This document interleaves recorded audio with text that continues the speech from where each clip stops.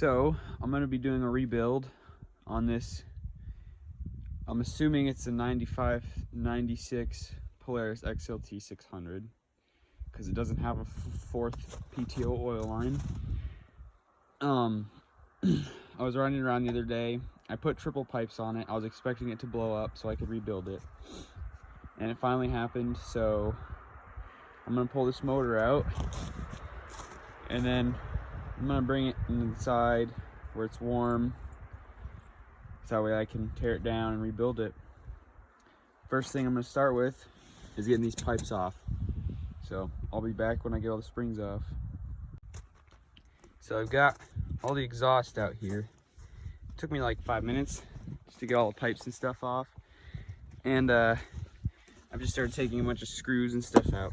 My air box is for that attached to my fuel pump and my CDI and throttle and everything. So I think what I'm gonna do now is take the air box out and then start working on pulling the carbs off. Okay, so what I've done here now is I've got all the carburetors off the boots.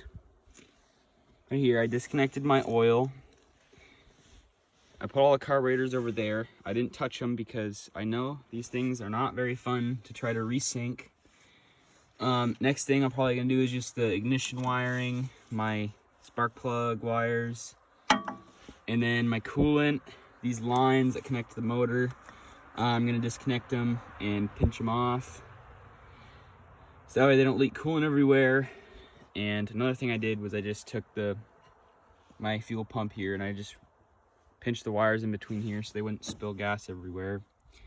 My oil line, I'm gonna have to disconnect that and pinch it off somehow at some point here. And then after that, I think it's just gonna be motor mount, uno, dos, tres, cuatro, and then that should be it. I don't think I'm gonna want to take the clutch off. Probably not. But I mean, I don't think I'm gonna have to. So if I don't have to, you can see it doesn't really have a lot of compression anymore. Kind of just turns. Yeah. Hopefully it's not the crank. I'm hoping I just need a... It doesn't seem like there's crank play in it, so it seems like it's good. It's gonna need a top end, hopefully, and that should do it. Yep. So one thing I actually just noticed that's awesome is that someone, the owner before me, must have bought a brand new oil pump for it, and they actually put a fourth oil line on here. See, it goes right there to my PTO bearing. It goes from the pump here, goes all the way around, and it goes right in there, right to my PTO bearing. That's why it's not cranked. But these lines right here that are supposed to go up into my motor for the freaking cylinders, those weren't there. These were broken off on these two freaking cylinders. This one over here was still connected, but these two were not. And I guarantee you that was probably my issue, and I wish I caught it sooner than I did before it blew up. I thought it probably blew up just because it was a triple, but it was actually needing new oil lines. So shit. But now I can get a freshly rebuilt triple, I guess, and it has a PTO line, so this thing should last me forever after I rebuild it. And this sled had 9,000 miles on it, and I don't know if it's ever been rebuilt, but it will be now, so it should be fresh, ready to rip. Wasn't the most ideal place to drain my coolant from, but I kind of got too carried away disconnecting things, and I pulled the line out at the bottom. So that's where my coolant's drained, I guess. Once I get the motor out, I'm gonna clean the whole engine bay anyways, but shit. I just disconnected that coolant hose. I got my recoil tied up so that way it doesn't retract itself. I got everything. This is all disconnected. My oil is all disconnected. My carbs, air box, exhaust, wiring. All it should be done now is just the motor mounts, so I'll get working on those. I'll see you guys in a bit. Sure, I have everything disconnected. I got all the motor mounts off. There's all the bolts. There's only 4. everything is disconnected, I believe. So it's time to just rip her out and bring her down to the house. And then I'll start peeling into it from there, see what it looks like on the inside. Since there's no oil in it, I'm really hoping that this head isn't scarred. But if it is, I have another one. But I don't know if it's from the same year's sled. I'm pretty sure it is, but we'll have to find out. See you then. Mind, I completely forgot that I have to take the belt off. This is gonna be a fun one. There you have it, boys and girls. The motor is out. I just put everything back in the engine bay so that way, if it snows, I think it's covered in snow, so I can just close the hood. Pulling a motor out, it's really nice when you have a hood that doesn't have a latch, so it just opens all the way. There's so much more space in there, it's unreal. There, cowabunga. And now, I really didn't want to carry a motor this heavy down to the house, so I just got this little farm cart here, so I can just wheel it, and I can take my toolbox. This toolbox is steel, and it also weighs like 80 pounds, so yeah. Oh, I forgot a wrench. Oops. Okay. Put this in there. Fit. Oh wow, it's like a glove. Look at that. Okay, now put my glasses on.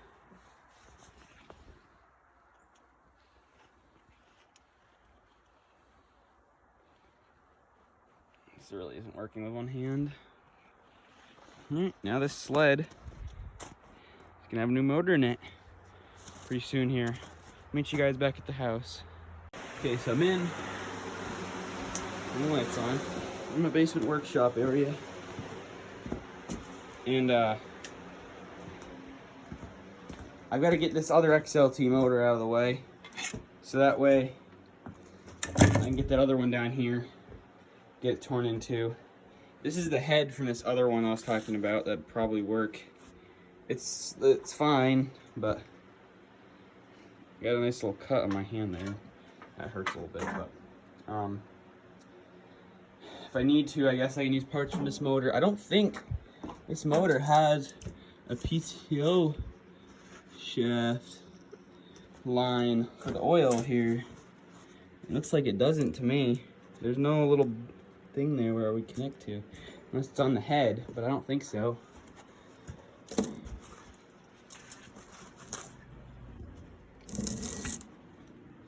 No, I don't see it on either side of the head here. So, I might just be able to move this stuff over, honestly. Hopefully I can do like this. I'm gonna take this and put that up there. And put the head gasket up here. This head gasket's good too, so I mean, I'm gonna get a top end kit anyway. And you can even see on this oil pump how it only has 3 lines, whereas the other one has that other one that connects right there, and then it would go off to my PTO bearing. So that sled might actually be newer than I think. It might be like a 98 or 99. It's a wedge style chassis, I believe. I don't think they had those in 98 or 99, but you never know, I guess. And put that there. Yeah, that'll be better this way. Oh shit, well. The pistons on this one are a little bit scratched. It has good rings. The ring gap is good. But when I took the head off, I messed up this bottom head gasket. So, I think I'm gonna need this coolant hose for my other one because the other one broke, but I'm gonna get this block moved over. I can't do that with one hand. I have a little bag for bolts and stuff here, my extra wrenches, but I'm gonna get this block moved over and catch you guys after that. You can see here, I kind of got most of my work area cleaned out. I just gotta get all this sawdust cleaned off it. And then I got the other motor moved over there. That should be out of the way. And then I can bring that other motor in here. And I think I'm also gonna clean out this drawer, and that's where I'm gonna put my parts. Take everything out of that drawer and slap it in there. So I can put my spare nuts and bolts and stuff. And I'm gonna get an extension cord for that light. Should run it over there, so that way I can have a lot more light. And I can see a lot better what I'm doing. And you guys can also see a lot better. So there's stuff here. I'm gonna actually rebuild the motor. I might set up my GoPro here and just get it set up on a tripod or something so you guys can see.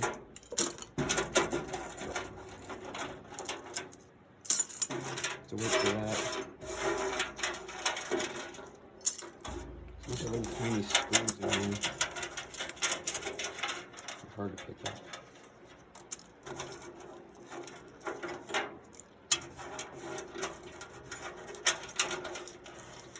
It is really hot down here. We have the wood stove going. I'm like, have a sweatshirt on. I'm sweating right now. I'm thinking I'm gonna have to like undress. Holy crap. All right, this drawer is cleaned out. I mean, there's a bunch of dirt in it, but that's fine. So, got everything in that drawer. This drawer can get closed, and this drawer can stay open. Oh, that's actually easy to clean this out. So I think I should blow it.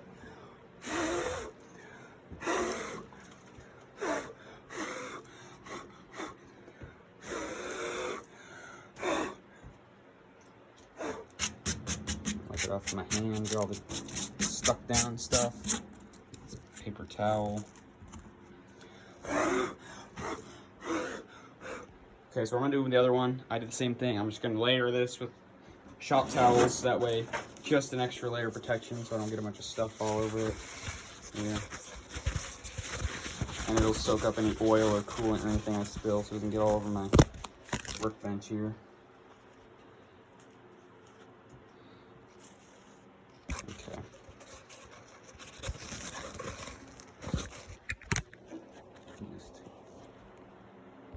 Just set this down for a minute. And get this last paper towel off. I have another roll upstairs I'm gonna grab. And then I'm gonna grab the engine from upstairs and I will see you guys once that's all done. I got that light hooked up and it's actually a million times better down here. And I got my toolbox down here, but I'm gonna get that motor now. It's gonna be not very fun to get all the way down here because it's pretty freaking heavy, but see what I can do. For a minute there, I thought it was never gonna happen because this thing is really, really heavy to carry long distance.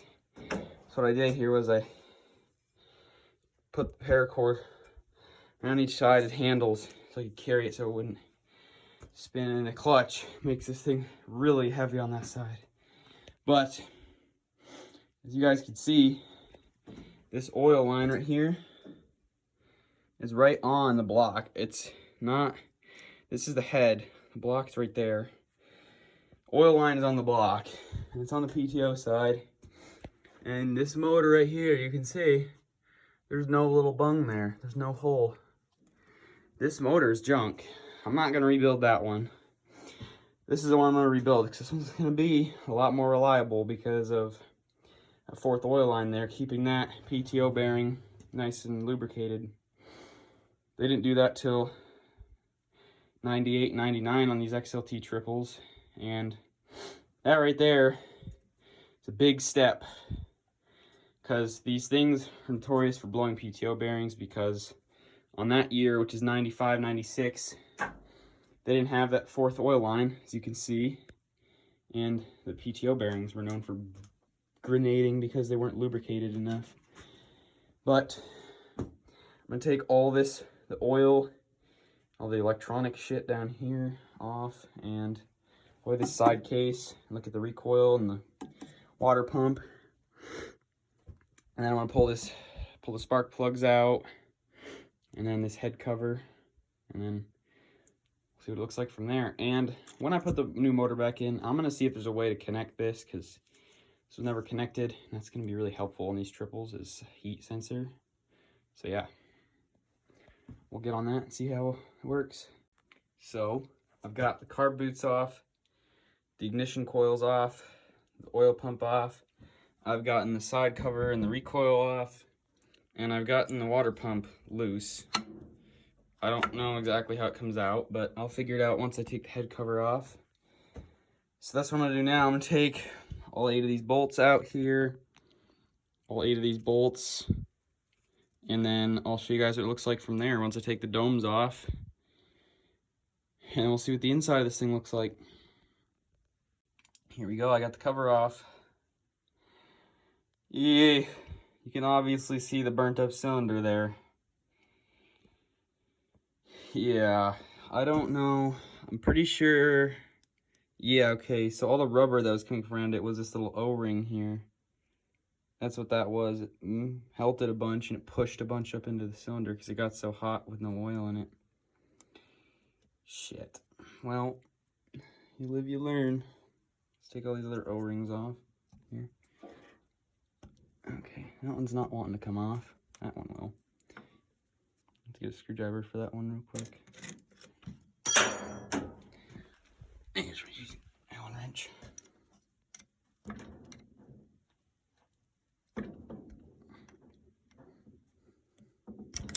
Okay, well that's not gonna work. I'll get it off. But I'll see you guys once I have all 3 of these domes taken off. Look at the inside. Scarring. That's really not what you want to see. And the sidewall is like completely dry. Eesh. The top of the piston is really scarred too. I don't know if you can see it.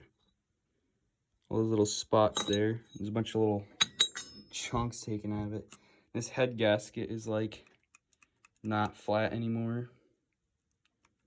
So I'll get a new one once I get the rebuild kit.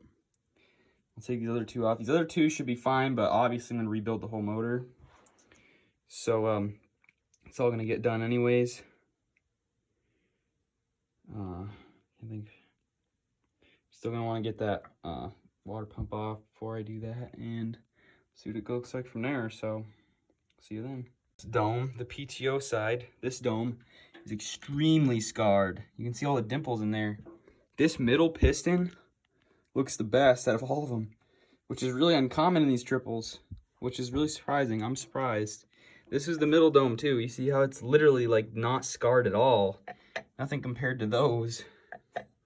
That's crazy, man. The insides of these walls actually look really good too. Thankfully, they're not scarred up, scratched. I need to lube these up a little bit so I can get this crank to turn so I can look at the other cylinder walls. But see the middle one, I got down a little bit. The middle one looks good too, which is awesome. This motor should be a breeze. I hope it should be a breeze. Once I get the rebuild kit, I should be able to just slap it all together. You can see down in there now. That sidewall is really, really nice too, actually. So I'm gonna need to pull this head off, pull the pistons off. These pistons actually look way better. I'd say this motor had a lot less miles on it. These pistons actually look great. I thought about taking these ones off, putting on this one, but I'm not gonna do that. I'm just gonna go all brand new and get brand new pistons for everything. Rings, gaskets, the whole 9 yards. So I don't have to worry about it in the future, and it'll be a really reliable motor, hopefully. But I'll catch you guys after I get this head off. So what I've gone and done now is taken the head off. It's over here. And what it looks like someone has done in the past, see all these cylinders right here? It looks like someone just went and redid this one piston. And I think that's why it looks a lot cleaner than the other 3, or the other 2. Why the head is a lot cleaner, and the rings are a lot better. I don't know why somebody would go and replace one piston. That makes no sense. I don't know why someone would do that, but so what I've done now is I've taken the head off. These were all the studs. I had to take nuts off, And you can really see how scarred this piston is. This piston has really seen better days. But I'm taking this flathead screwdriver and I'm being really careful not to get any down in the crank, but I'm scraping off all this old gasket material, so that way when I put the new gasket on, it'll seat down on there properly and be up against the metal, and it'll actually squish between the metal and there won't be any extra gasket material in between it. And after that, there's not really much else I can do. Actually, I can just take the pistons off. That'll be a chore. And then I was just gonna clean the motor up, and then I was gonna go order the top end kit. And I'll have to wait like a week or so for that to come in, but see you guys once I have the pistons off. So I got the pistons off. It's just the rods now. All the pistons, they came out pretty easy. The springs weren't too bad, or the rings weren't too bad. Now I'm just gonna take some paper towels and a brush and just clean up the motor because it's really nasty. It's all covered in oil. Clean the head up too. And then that should be it. I'll let you guys see what it looks like after I clean it. The next step for this motor is to rebuild it, basically. I'm gonna run to Harbor Freight at some point this week and get a bunch of like toothbrushes, like cheap shit, and then just clean up in between all these little cracks. And up top here, I'm probably gonna get some wire brushes to really smooth that down, some sand paper. I got as much as I could with shop towels and degreaser, but I'm gonna need some other tools to get into these little areas, and I'm gonna get some stuff to repaint this dome cover, because I'd say whoever put paint on it before didn't put high temp on it. This is kind of bad looking. I'm thinking about painting this thing too, actually. Sanding this down and painting that red. That would look cool.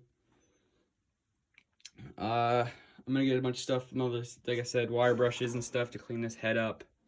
Probably some spray air to get in these little cracks and stuff, to get all the good gunk out of there. I didn't really clean this side, but this side's not too bad. I can just run over that with a towel and some brushes. Clean out the motor mounts. But once my rebuild kit comes in, I will make another video of me cleaning this motor and putting the pistons, gaskets, head, dome gaskets and all that back on. And then after that will probably be the video where I put it back in and try to start it up. So yeah.